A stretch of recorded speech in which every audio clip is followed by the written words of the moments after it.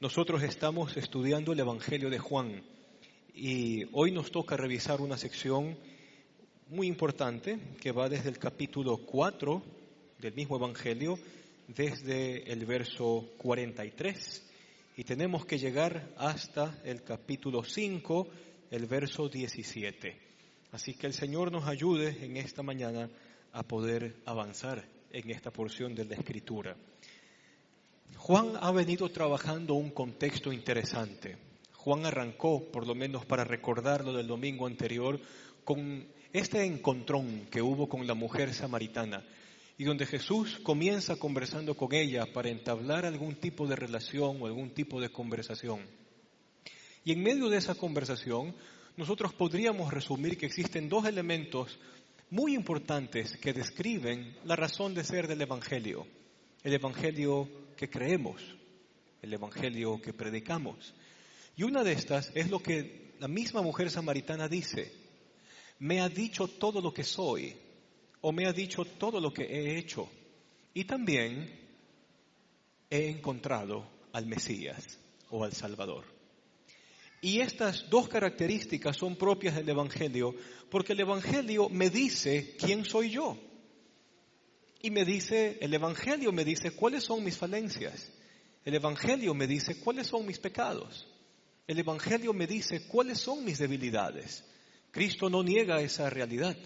Pero al mismo tiempo que el Evangelio me pone contra el espejo para indicarme quién soy yo y qué es lo que yo he hecho, al mismo tiempo me plantea la solución. Necesitas un Mesías. Necesitas un Salvador para que te salve de eso que eres o de eso que somos y que también hemos hecho. Y en todo caso, dentro de este pasaje que estudiamos de la mujer samaritana, hay algo muy interesante, que la mujer samaritana cree sin necesidad de que haya habido algún tipo de señal o portento maravilloso o llamativo o quizás sorprendente, muy aparte de que le haya dicho lo que era, pero usted no ve en ese momento que la tierra tiembla o que caiga un rayo o que un muerto se levante para que la samaritana crea. Para ella fue suficiente estos dos asuntos: lo que es y la necesidad de un Salvador. Y la mujer cree. Resultado de esta mujer creyendo es que esta mujer se va hacia el pueblo de donde venía, Sicar, en Samaria, y como loca comienza a anunciar estas dos realidades. En sus palabras me ha dicho quién soy yo, y Él es el Salvador. El pueblo junto con ella cree, y el bloque anterior termina con la gente diciendo: ahora creemos, no solo porque tú lo has dicho, sino también porque lo hemos oído con nuestros propios oídos. El pueblo cree las palabras de Jesús. Y para Jesús, el término cosecha o el término siega, de segar un cultivo, es muy importante porque se referirá a su intención de que las almas se acerquen hacia Él. Al continuar con el siguiente bloque del Evangelio de Juan, veremos algo similar. Así que comencemos leyendo desde el verso 43. Dice: después de esos días, Jesús salió de allí rumbo a Galilea, pues como él mismo había dicho, a ningún profeta se le honra en su propia tierra. Cuando llegó a Galilea, fue bien recibido por los galileos, pues estos habían visto personalmente todo lo que había hecho en Jerusalén durante la fiesta de la Pascua, ya que ellos habían estado allí también. Y volvió otra vez Jesús a Caná de Galilea, donde había convertido el agua en vino. Y había allí un funcionario real, cuyo hijo estaba enfermo en Capernaum. Y cuando este hombre se enteró de que Jesús había llegado de Judea a Galilea, fue a su encuentro y le suplicó que bajara a sanar a su hijo, pues estaba a punto de morir. Al meternos en el relato de Juan, con la samaritana nosotros vimos un problema de xenofobia. Y la mujer mismo lo puso sobre la mesa. ¿Y qué es lo que le dijo Jesús? Judíos y samaritanos no se llevan. Y ustedes dicen que hay que adorar en Jerusalén y nosotros decimos que hay que adorar en esta montaña. Tú eres hombre, yo soy mujer, así que no tienes nada conmigo. Y de alguna forma Juan nos deja ver las limitaciones que la misma gente le ponía a Jesús. Pero Jesús continuaba marcando su intención de relacionarse con ellos. La samaritanos y judíos no se llevan. En el siguiente personaje nosotros tenemos a alguien que la Biblia lo llama un funcionario real o un funcionario de la realeza. Todos estos términos apuntan de que este señor era un servidor de Herodes. Ahora, por si acaso, Herodes el Grande nunca fue judío. Él era idumeo, a su vez de Edom, a su vez descendiente de Esaú. Así que tampoco hay buenas relaciones por allí. Pero en todo caso, Herodes se había granjeado una fama a tal punto de que había un refrán en su época. ¿Y cuál era el refrán? Es mejor ser un cerdo de Herodes que un hijo de Herodes. ¿Y cómo se entiende este refrán? Bueno, pues Herodes quería ser más judío que los mismos judíos, a tal punto de que es él quien comienza este empréstito de construir el templo, que para las épocas de Jesús aún faltaba por terminarse. Él quería ser más judío que todos. Y era tan estricto en el cumplimiento de las leyes que un cerdo jamás sería tocado por su mano para no contaminarse ritualmente, usando leyes y también tradiciones propias de los judíos. Así que por lo tanto, un chanchito estaba a salvo junto con Herodes. Pero un hijo no, porque Herodes tenía una obsesión en cuanto a la traición y un sentido de persecución que a Herodes no le importaba matar hijos, primos o parientes. Si él por un rumor escuchaba que alguno de ellos quería el poder o que alguno de ellos quería el reino, entonces era mejor ser un cerdo de Herodes que ser un hijo de Herodes. A su vez, Herodes, como rey vasallo impuesto por Roma, tenía que cumplir con el imperio las cuotas de impuesto y tenía que cumplir también con todos los requerimientos que el imperio romano le pondría. Y eso hacía de él un tirano. Ahora, espérese un ratito. Si usted y yo hubiésemos estado en esa época y venía un funcionario de Herodes con todo este trasfondo, probablemente nuestra respuesta hubiese sido: allí está la paga de tu pecado. Muere. Eso te pasa por haber sido malo con el pueblo. Muérete. Ah, es tu hijo. ¡Ah! ¿A cuántos hijos nuestros tú no has hecho sufrir? Allí está la porción que te toca. Y Jesús de Nazaret nos muestra una imagen completamente distinta. ¿Y qué es lo que pasa? Este funcionario real tiene un hijo enfermo. Y Jesús está rodeado de muchas personas. Acuérdese, siempre a Jesús lo acompañaban sus discípulos y también otros judíos que querían hacerle problemas a Jesús de Nazaret con lo que hacía o con lo que decía. En todo caso, hay mucha gente allí y viene este hombre con una petición lícita. Señor, mi hijo está enfermo a punto de morirse y quisiera que lo sanes. Y ahora Jesús lanza una frase que aunque pareciera dura, pero tiene que ver mucho con la manera en cómo nosotros somos también. Inmediatamente la multitud escucha la petición de este funcionario del gobierno. Todos saben quién es él.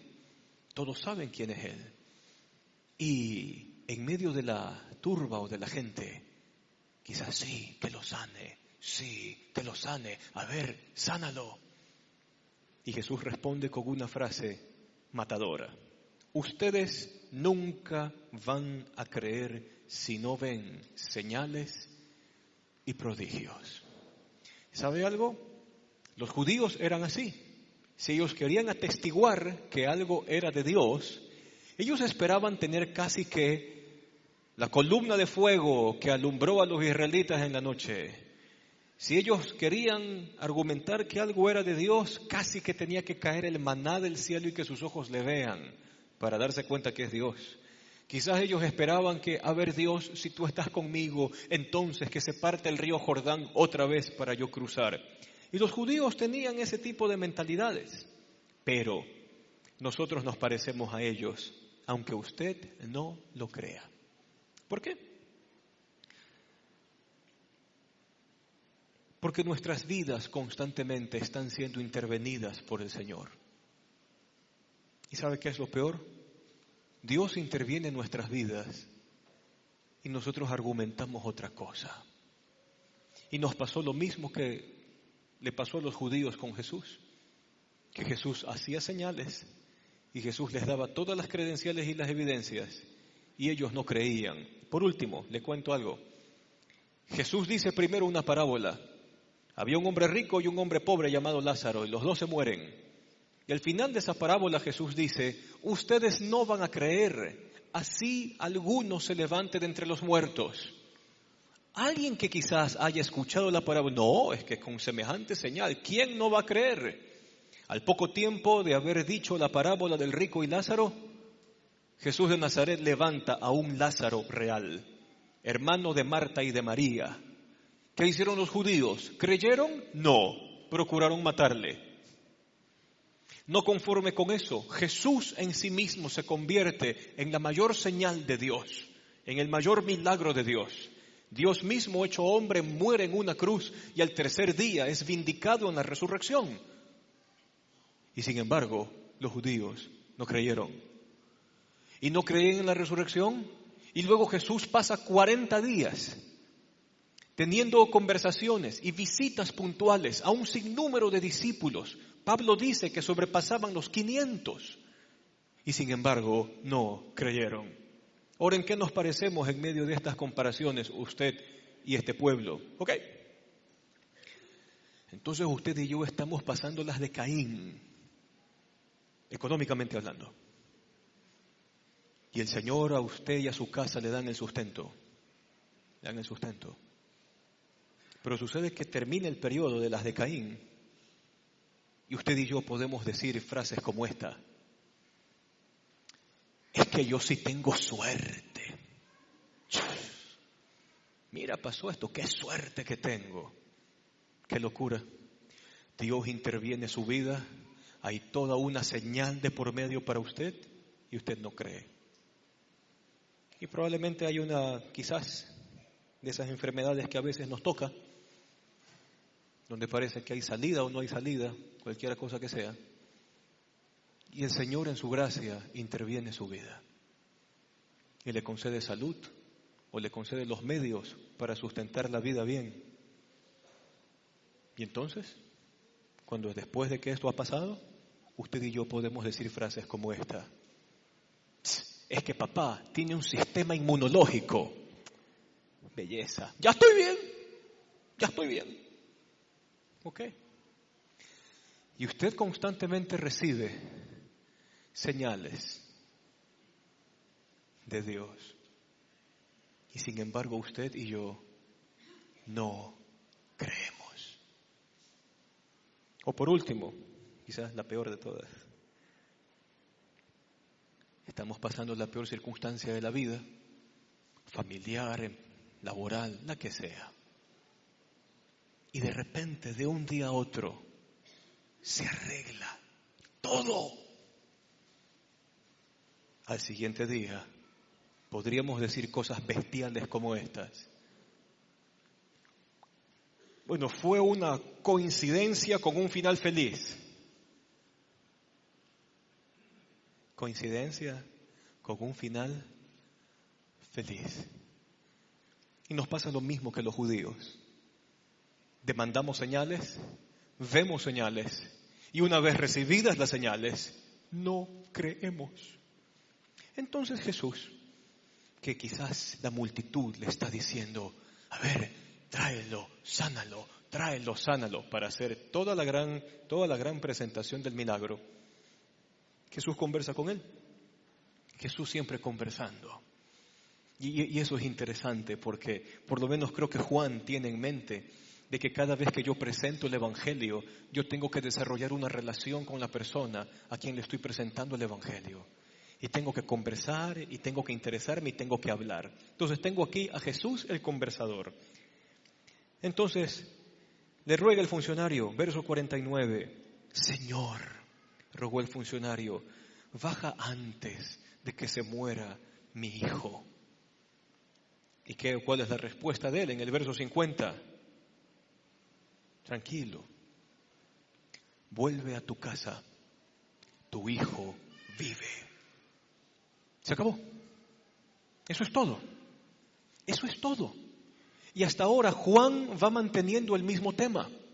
La mujer samaritana, ¿por qué creyó?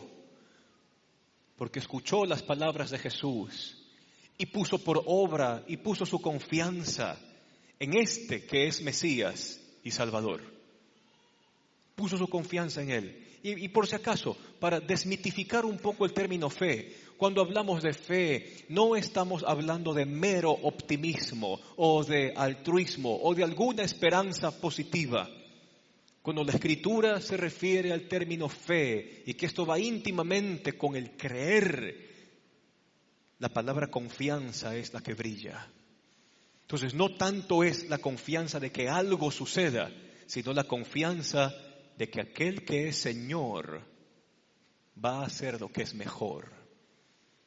Y es súper interesante de que este funcionario del gobierno del señor Herodes hace un cambio interesante en su forma de dirigirse a Jesús. No le dice rabí. ¿Cómo le dice?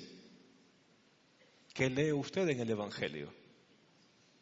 ¿Cómo le dice? ¿Me está siguiendo o no?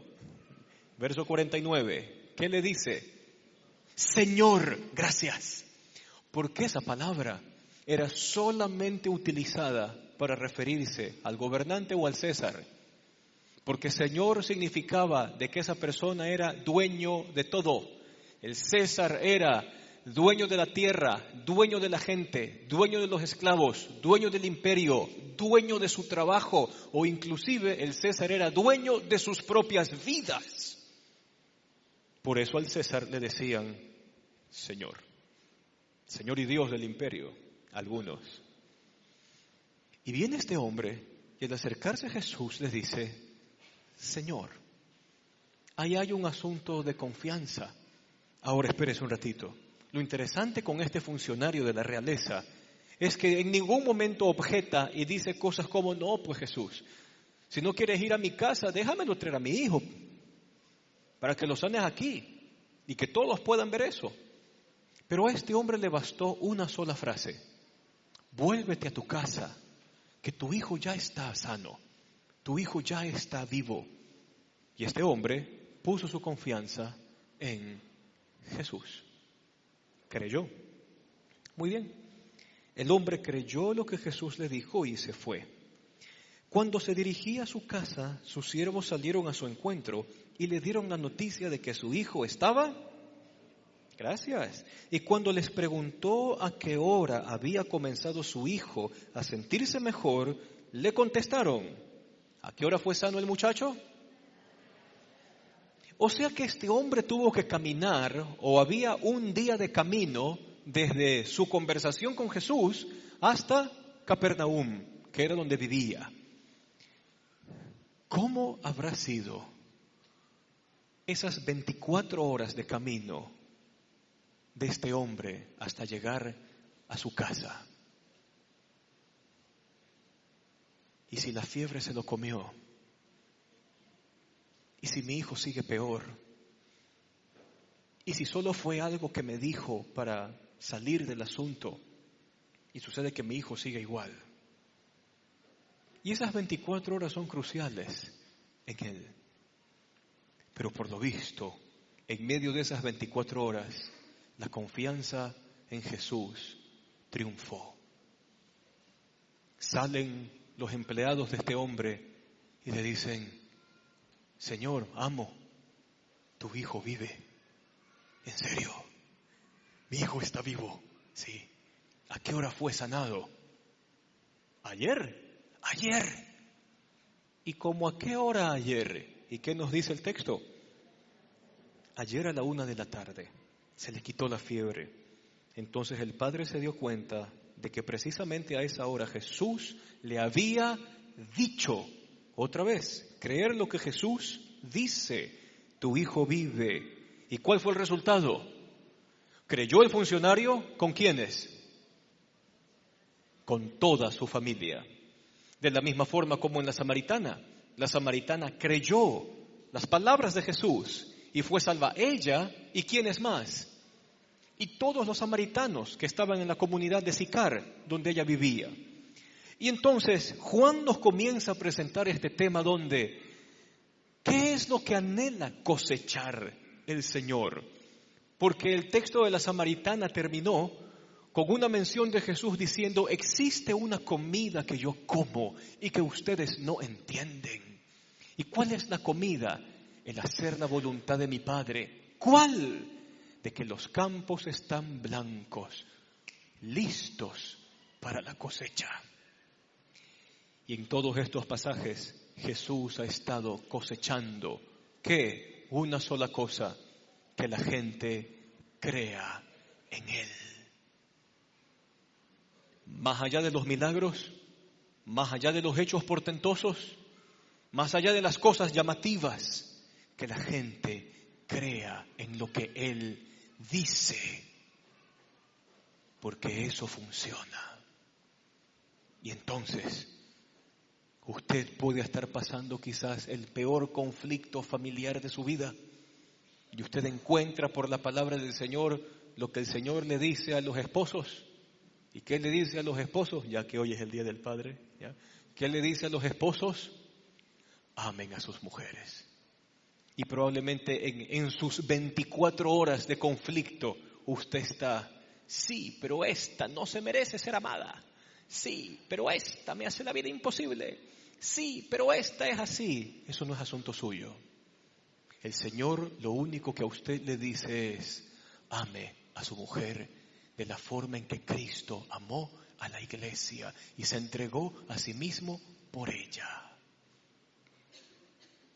Lo que quiere cosechar el Señor es que usted le crea, de que su palabra es real y es verdad y que sus principios funcionan. Y de la misma forma, el Señor también le dirá a las mujeres, aun cuando los hombres podemos ser unas fichas, o usted y yo hayamos sido unas fichas en algún momento de la vida. Y entonces el Señor le va a decir a las mujeres también, mujeres, respeten a sus maridos y mantengan un proceder afable y apacible con ellos. No se merece, este hombre es un... puntos suspensivos, usted puede llenarlo con lo que sea. Y las palabras de Jesús continuarán diciendo lo mismo. Respeta a tu marido. Respétalo, mantente afable y apacible con él. Cristo quiere que creamos lo que Él dice, porque lo que dice funciona y más allá de funcionar o de ser práctico, es la verdad de todo. Y si usted es padre, ya que hoy es Día del Padre, pues también la Escritura le puede decir a los padres cosas como, Padre, aprende a corregir a tu hijo, corrige a tu hijo en tanto que hay esperanza. Sí, corrígelo, pero no llegues a castigarlo tanto de que tu muchacho se pueda descorazonar. No lo descorazones, no lo descorazones. Y si usted y yo no sabemos ser papás, entonces qué interesante que la oración del Padre Nuestro haya comenzado con la mejor declaración que puede comenzar cualquier oración. Padre, que si yo no lo sé hacer, tú lo sabes hacer, enséñame tú a mí a ser como tú eres. Dios quiere que creamos lo que Él dice, porque más allá de que funcione, es porque es la verdad, y esa verdad me salva a mí. Y puede salvar a toda una comunidad o a toda una familia, como usted lo leyó en el texto de la Escritura. El Evangelio me dice lo que soy y también me dice que necesito un Salvador para resolver eso que soy.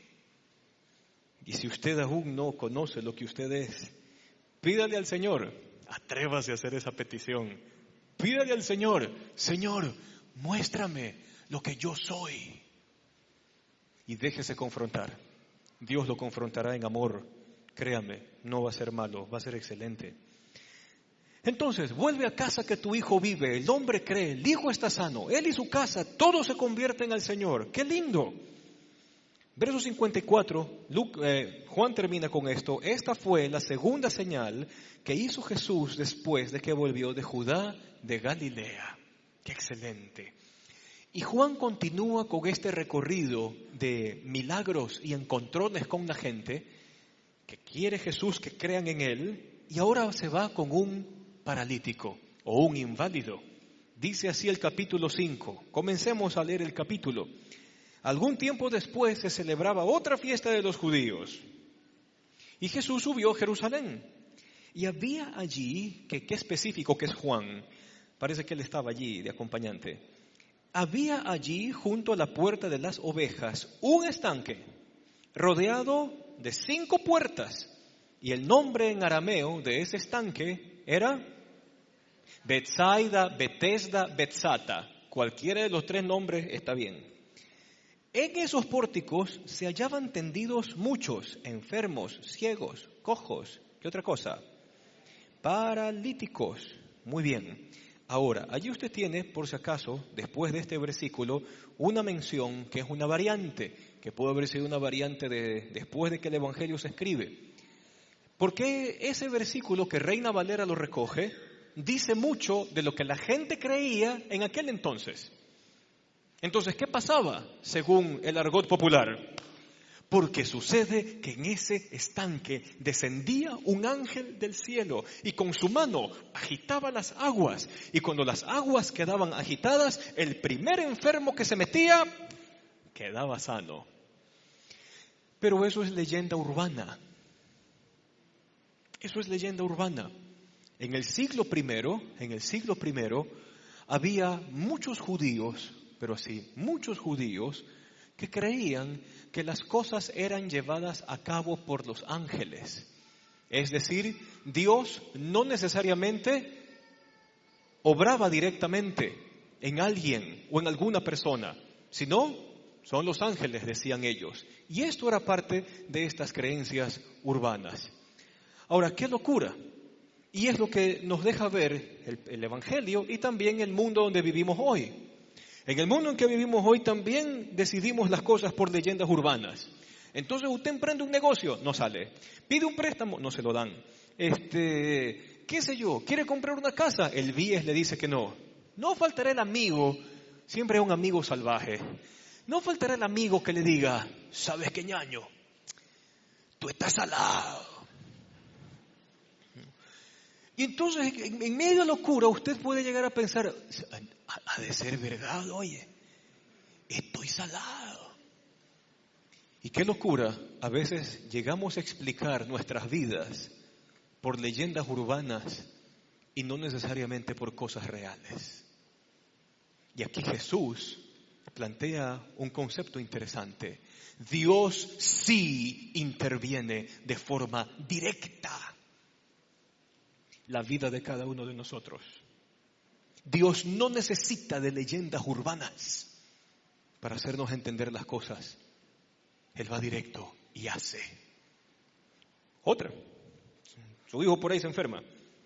Típico de los niños de jardín, dígamelo a mí. Entonces el niño sale de la tos, entra con la gripe y sale de la gripe y le da fiebre. Le da fiebre y al siguiente día los pañales están a rebosar. Usted ya sabe por qué. Hay que limpiar. Y un sinnúmero de cosas. No faltará de esos otros amigos salvajes, o también las amigas, ¿no? Que también, como son madres, tienen derecho a opinar sobre la individualidad de su hijo. Dice, mi hijo estuvo ojeado y tuvo los mismos síntomas que tu hijo. Y todo se arregló cuando le pasé el huevo. Entonces usted está tan en otro planeta que usted se queda, bueno, ¿y si es verdad que está ojeado? ¿Qué me cuesta? 10 centavos un huevito en la tienda. Vamos a pasar el huevo. Y no va. Lo mismo pasaba con esto. Tú estás enfermo, estás paralítico, estás ciego, te pasa todo esto, y esto es ¿por qué? Porque no alcanzaste a meterte a la fuente de agua que el ángel agitó. Así estaba de perdida la mente y el corazón de esa gente. Entonces esto está lleno de multitudes. Acuérdense, es fiesta judía, están en Jerusalén, hay muchos enfermos. Esto es peor que Metrovía en hora pico y en día hábil. Todo el mundo está así y está el paralítico tirado en medio de la multitud. Y entonces se acerca Jesús y hace una pregunta increíble. Oye, ¿quieres ser sano? Bueno, la respuesta parece obvia. Es una pregunta de sí o no. O esas preguntas que a usted lo atormentaron cuando aprendió inglés. Yes, no question. ¿Se acuerda de eso? Ya, ok. El hombre solo tenía que responder sí o no. Pero la pregunta va más allá. ¿Queremos ser sanos? Y aunque quizás usted diga que la respuesta es obvia, pero la pregunta a nosotros nos interpela. ¿Por qué? Porque al paralítico le servía estar allí, tirado, porque generaba pena. Esa autocompasión que él tenía de su propia desgracia hacía que los demás estén siempre allí, hacia él. No sabemos mucho del paralítico, pero lo que sí sé es que su respuesta fue una respuesta en primera instancia rodeando la pregunta de Jesús. Señor, si no hay nadie quien me lleve al estanque, ¿cómo voy a ser sano? Y continúa Jesús con la pregunta, ¿quieres ser sano? Y la misma pregunta nos hace a nosotros también. ¿Quieres ser sano? Así. Y el riesgo está en que si usted y yo respondemos que sí, y le decimos al Señor, sí Señor, yo quiero ser sano. Sí Señor, yo quiero ser salvo. Sí Señor, yo quiero que me cambies, que me transformes. Pues entonces el Señor también tendrá que hacer cosas como, bueno, entonces vamos a trabajar en esa conducta pecaminosa que no te deja seguir. Pero Señor, me gusta. Tú dijiste que querías ser sano. Y parte de la sanidad es quitarte esto. Me da placer. Tú dijiste que querías ser sano. Y eso te está matando. El pecado te mata. No sigas. ¿Quieres ser sano? Sí. Ya muy bien. Entonces tenemos que cortar esa relación impropia que tienes con esta persona. No puedes seguir. Pero Señor, tú dijiste que quieres ser sano. Y esto es lo que yo te digo para ser sano. Vamos quitando esto. Entonces responderle sí al Señor tiene implícito eso. Así como el señor paralítico era el precio implícito de dejar su hueco. Esto es más o menos como que usted, no sé, algún cantante de música chévere que a usted le guste. Ok, no me diga nada. André Rieu, ya. Fácil, ahí nos ubicamos todos. ¿Ya? Entonces pensemos de que usted ha logrado viajar a Alemania, donde va a haber un super concierto de André Rieu y Andrea Bocelli juntos. Entonces usted está en la cola con su entrada que le ha costado 300 euros, allí esperando a que le toque entrar en orden, porque los europeos son así. Entonces usted está y de repente alguien le dice, tienes que dejar la cola, romper la entrada y regresarte a tu casa. ¿Lo hace? Complicado. Pero para el paralítico representaba dejar su lugar. Este ha sido su lugar durante 38 años. Este ha sido el lugar donde ha generado pena en las vidas de todos. Este ha sido el lugar de su usanza durante toda la vida. Y la respuesta de Jesús es que espera de él es un sí, pero que va a costar. Y qué interesante, la respuesta de este hombre más adelante dice, Señor, lo que revisábamos en el verso 7, no tengo a nadie que me meta en el estanque mientras se agita el agua y cuando trato de hacerlo, otro se mete antes. ¿Y qué le responde Jesús? Levántate. Coge tu camilla, deja tu espacio, ya no va a ser tuyo, has estado aquí 38 años, ya no va a seguir eso nunca más. Levántate, toma tu camilla y ándate de aquí. Ándate de aquí. Ya está. Mire que el milagro fue tan, pero tan, que nadie se dio cuenta. Quizás Jesús era uno más de los que se inclinaba a poner limosna al lado. Pobrecito. Pero esta conversación se queda entre el paralítico y él. Toma tu camilla. Ándate de aquí. Levántate. Y el hombre hace algo interesante. Jesús trabajó con la confianza y la fe. Porque de alguna u otra forma en el corazón de este hombre estaba, a ver, si este me dice que me levante, por algo ha de ser. ¿Será que me va a llevar? ¿Será que me va a cargar? ¿Será que él tiene algún servicio de cargadores especiales, como ven a Jesús con su pandilla, los discípulos que están por allí, ¿no? ¿Será que los suyos me van a llevar y yo tengo que hacer el primer esfuerzo? Y de alguna u otra forma la pregunta y este pequeño diálogo en la vida de este hombre comenzó a generar confianza. Otra vez el mismo tema. La samaritana confió en lo que había escuchado de Jesús, porque habló con él. El funcionario real había confiado en Jesús por las palabras que escuchó de él. Vete, tu hijo ha sido sanado. Y ahora este hombre es el mismo tema, ha confiado en las palabras que Jesús le ha dicho. Así sea una fe incipiente, así sea una fe pequeña, comenzaron a creer en él. Resultado, se levanta. Se queda como los locos. En 38 años ha pasado postrado. Y de repente está caminando. Continúa la escena. Y dice, al instante, en el verso 9, aquel hombre quedó sano, así que tomó su camilla y echó a andar. Pero ese día era sábado. Qué cosa más terrible que agrega Juan. Pero ese día es sábado. Ahora, caminar y sábado son dos palabras que no se unen. Jamás. Así como cuando usted dice, voy a comenzar dieta, pero mañana, más o menos así. Sábado y caminar eran dos palabras que nunca se unían. Porque los judíos tenían contados el número de pasos que usted podía dar en un día. Si usted daba un paso más al número de pasos, usted ya ha pecado. Usted era la tragedia humana. Terrible eso. Y entonces están los judíos ahí, en el pórtico, en el templo, todavía en el templo, y ni siquiera se maravillan por lo que este lisiado, que todo el mundo conocía. Por favor, son 38 años. Le aseguro algo. ¿Cuántos de ustedes tienen menos de 5 años viviendo aquí en la Vía San Borondón? ¿10 años? Por lo menos los que tienen 10 años ya conocen a sus vecinos de al lado de la casa, por lo menos saben quiénes son.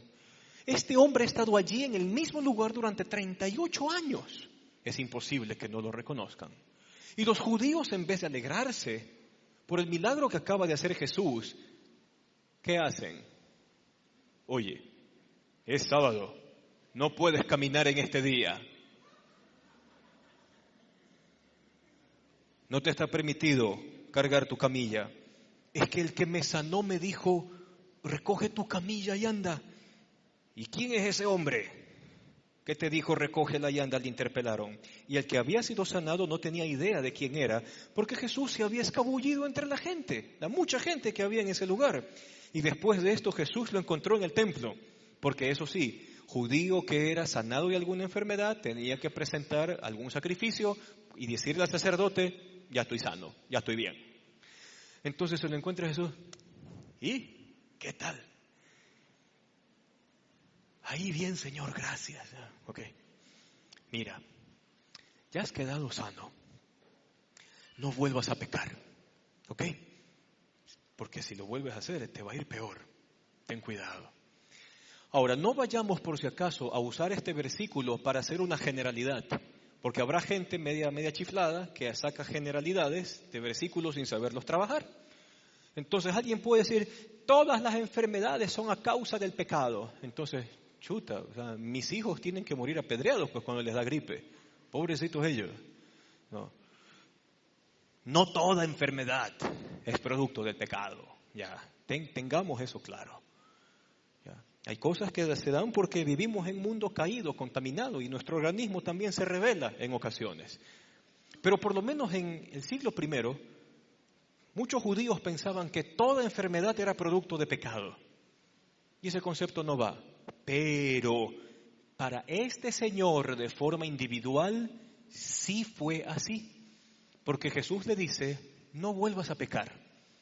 Por lo visto, la cosa que él contrajo fue por alguna actividad o algún pecado medio loco que este hombre se mandó y quedó lisiado. Es como que si de repente usted le llega a presentar al Señor a alguien que tenga, vamos a inventarnos, y perdónenme por el ejemplo, ¿ya? Pero alguien que tenga una ETS y que ha tenido una vida promiscua, hombre o mujer, cualquiera que sea. Entonces, a esa persona, Jesús también le dirá, está bien, yo te sano del sífilis, de la herpes, de lo que sea, pero no lo vuelvas a hacer. Porque cuando vuelvas a hacerte promiscuo otra vez, vas a volver a contraer esto de aquí y va a ser peor. Lo mismo ha pasado con este señor. No sabemos qué hizo, pero Jesús sí lo sabe. Y como Jesús lo sana, le dice, mira, lo tuyo sí fue a causa de una conducta pecaminosa. No peques más. Si lo vuelves a hacer te va a ir peor. Como quiera el concepto también queda para nosotros. Entonces Jesús nos pregunta, ¿quieres ser sano? Y nosotros decimos, sí. ¿Quieres que te salve? Sí. ¿Me vas a hacer caso? Porque es parte del creer. Me vas a hacer caso. Y en el hacer caso el Señor va a decir, esto ya no más. Esto de aquí, déjalo. Lo de acá, razona, piensa. Te estás destruyendo a ti y a los tuyos. Me ofendes, no lo hagas. No lo vuelvas a hacer. Muy bien. Ahora, esta cosa del día sábado para Juan es importantísima. ¿Por qué? Porque hay algo interesante en medio de estos arreglos literarios que hace el evangelista. Dice el verso 15, el hombre fue e informó a los judíos que Jesús era quien lo había sanado. 16. Y precisamente por esto los judíos perseguían a Jesús, pues hacía tales cosas en el día sábado. Pero Jesús les respondía, mi Padre aún hoy está trabajando y yo también trabajo. Y nos quedamos hasta allí y cerramos con esto. ¿Hacia dónde apuntan todas estas narraciones de estos tres personajes? La samaritana, el funcionario real y el paralítico de Betesda. ¿Hacia dónde apuntan? Bueno, yo puedo ver, y espero que usted también lo vea, que Jesús llama a que creamos lo que Él dice. Que creamos lo que Él dice. Y Él me va a decir lo que yo soy. Hágalo su petición también. Pero Cristo me va a decir lo que yo soy. Y en ese diálogo donde Cristo me dice lo que yo soy, van a salir muchas cosas a la luz. No tan agradables, pero es necesario. Es necesario. Y segundo, después de que usted entienda quién es, y usted se vea a sí mismo sin esperanza o perdido, está el Salvador de por medio, el Mesías, el que sana, el que salva la vida humana. ¿Qué más puedo ver allí? Y esto es lo interesante, y espero que usted también lo pueda ver. Todas estas personas recibieron reposo, no por un día en particular de la semana, a pesar que nuestro día de descanso es como figura de esto que Jesús nos ofrece. La mujer samaritana pudo descansar. ¿De qué? De su mala fama. 5 maridos has tenido y el que ahora tienes no es tu marido. Y en medio de ese diálogo esa mujer halló perdón y redención. Puedo descansar. Este funcionario real pudo descansar ¿de qué? De todas esas preocupaciones propias de tener que hacerle frente a las cuestiones de familia. Un hijo enfermo, a uno le desbarata el piso. ¿O no? El funcionario pudo hallar reposo de los asuntos de su casa.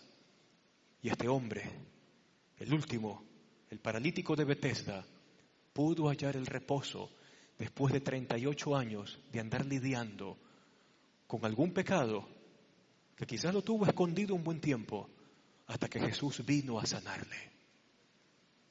Cristo a usted le ofrece el reposo y el descanso que usted necesita y espera cegar y cosechar una sola cosa de usted. Que a la pregunta de ¿crees lo que yo digo? Usted responda sí. Y que a la pregunta de ¿quiere ser sanado? ¿Quiere ser salvado? Usted responda que sí también.